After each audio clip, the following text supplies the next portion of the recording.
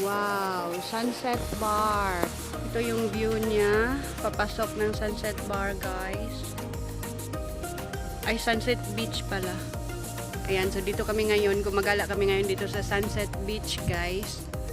Isa itong resort, guys, na may beach. Meron din silang pool. So, gala lang kami dito. Walk in. So, let's see. Pasok tayo, guys. Wow, yan yung mga rooms nila. So, merong Carabao grass. Hello. Hello. Na may restaurant dari? No. Oh, wala din may. We're not allowed to walk in. Ah, okay. It's a private resort. Ah, We need check in here on the here. ah, okay. Walk-in ka na allowed. So, dili pwede magpakaon og kanang walk-in. Pero naa may restaurant. Ah, Para lang isa lang. ayan, so lakad tayo doon sa beach, guys. Merong beach yung Mega World. So let's go. Diyan yun, guys. Dito kami ngayon sa Mega World, guys. Ang Mega World is a big company here in they're currently constructing condos, residential condos and hotel dito sa San Vicente, Palawan, pero hindi pa tapos. 2035 pa daw matatapos. Still ongoing pa yung construction nila. So ayan, binisita lang namin kasi nag-inquire yung asawa ko sa price, pero wala silang price list dito, guys. So ang ganda, guys, malaki yung construction nila dito, kasalukuyan pang ginagawa.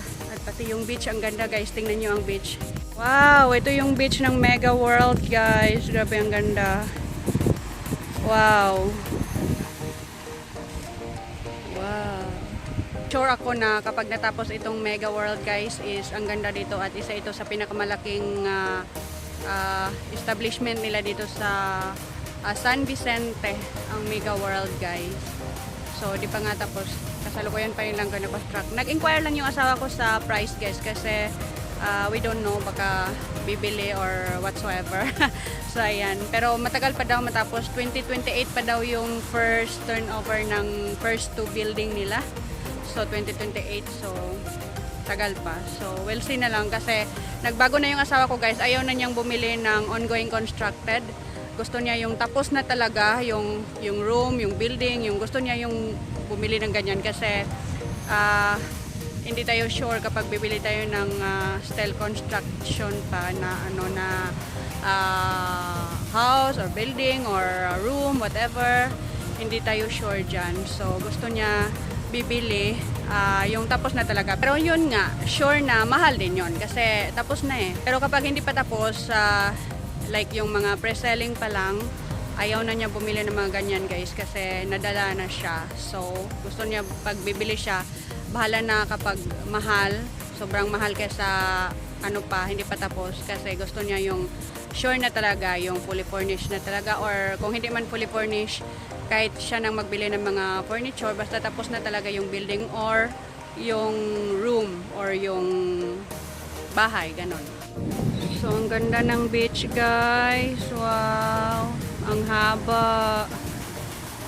Wow, so kapag na fully developed na rin itong beach nila, guys, sure ako maganda rin ito kapag na fully developed na. Ayan,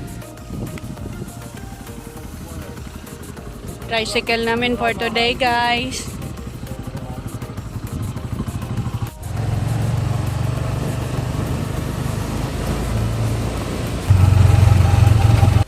Ayan, right now, guys, naglalakad kami. Papunta kami doon sa beach ng Port Barton, guys, kasi dito kami ngayon sa Port Barton. Kararating lang namin kanina mula sa St. Vincent. So, ayan, hapon na ngayon, guys, papagabi na, 5:30. So, gala kami dito sa beach nila, guys, sa Port Barton. Ang ganda ng beach nila dito, guys. White sand, long beach. So, ayan, gala tayo, guys.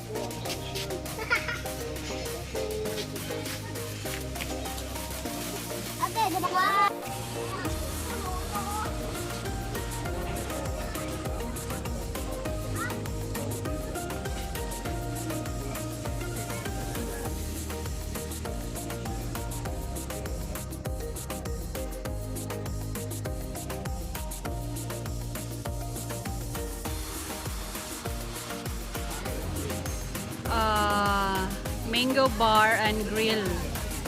Ayan, so dito kami ngayon guys sa Mango Bar and Grill guys, restaurant. So, hindi kami mag-dinner dito. We're just going to have a drink here. Kasi later, lilipat kami guys sa ibang restaurant. Doon kami kain. So, ayan. So, right now, we're just going to have a drink here guys kasi nauhaw kami. Kakauwi lang namin galing sa pagtutour sa ilang mga tourist attraction nila dito sa San Vicente. So, kakauwi lang namin guys gabi na. Ganda ng mga views na napuntahan namin. Nagpunta kami sa Long Beach. Grabe, napakahaba ng Long Beach nila dito guys. At ganda ang lapad at ang puti ng buhangin. So, no wonder kung bakit gustong bisitahin ito ng mga turista dito sa San Vicente guys. Ang Long Beach nila kasi ang ganda guys. At nagpunta rin kami sa Bato ni Ningning. Grabe, ang ganda ng view doon guys. Sunset, ang ganda ng sunset guys. Lucky kami ngayon kasi ang ganda ng kulay ng sunset. At grabe, ang ganda ng kabuoang Long Beach. Makikita mula doon sa Bato ni Ningning. Grabe, ang ganda. So, nag-enjoy kami so much. So, ngayon lang kami na uwi guys. Gabi na, alas 7 na ng gabi. So, right now pagod kami at uhaw kami. So, tigil muna kami dito sa Mango Bar and Grill guys. Dito siya sa center ng town nila guys, pero di kami dito kakain again. So lipat kami later after a drink here. At lipat kami sa isang restaurant dito guys. Malapit lang din dito sa Mango Grill. So ito yung menu nila dito sa Mango Grill guys. Ayan. So okay lang ang price. Hindi siya masyadong expensive. Ayan. Ayan. Ito, mga mura to oh. 250, 400. Ayan. Yeah, so I'm having this. I forgot the flavor of this one. Okay, let's see here.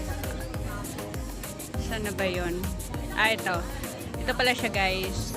Cucumber lemon shake for 110 pesos only. So, ayan siya. Cucumber lemon shake. So, ito siya. I got this. Wow. And my husband is having this one, guys. Tonic water.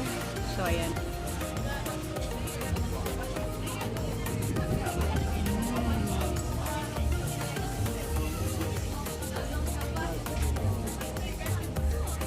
Sarap. Sarap ng cucumber nila, guys. Parang lasa na lasa mo yung cucumber. At saka yung lemon kasi medyo maasim siya. Pero yung smell ng cucumber is andun siya. So, masarap siya, matamis.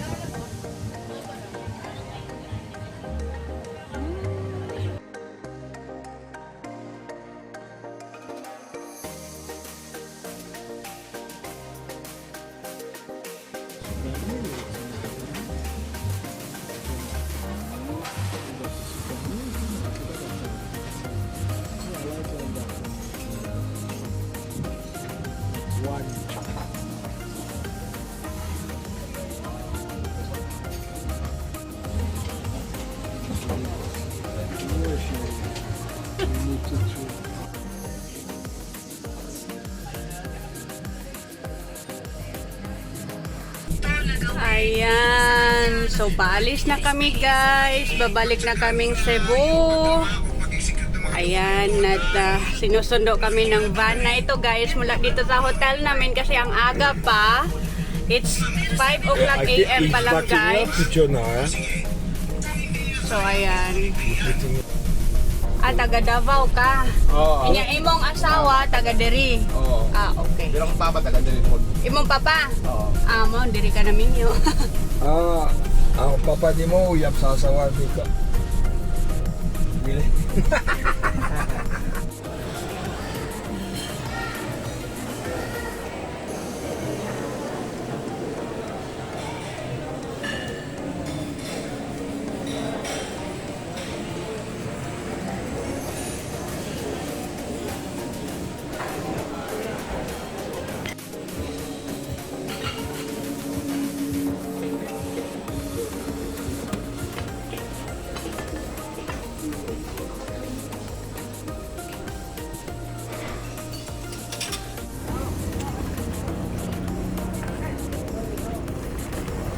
Yung labang guwapa, parang guwapa, robot. Naman ang guwapa, okay.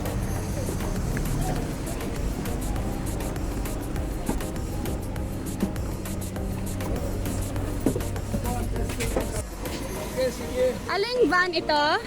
Okay, thank you. Paalis na kami, guys. Thank you, kuya. Hello. Yeah, just two of us. Wala bakante? Wala bakante, sir. Mas mayo. Dong, if meron ng guwapa, pwede Yeah, thank you kayo. Butan diri, ang sukoy-sukoy. Okay? Bunaw diri.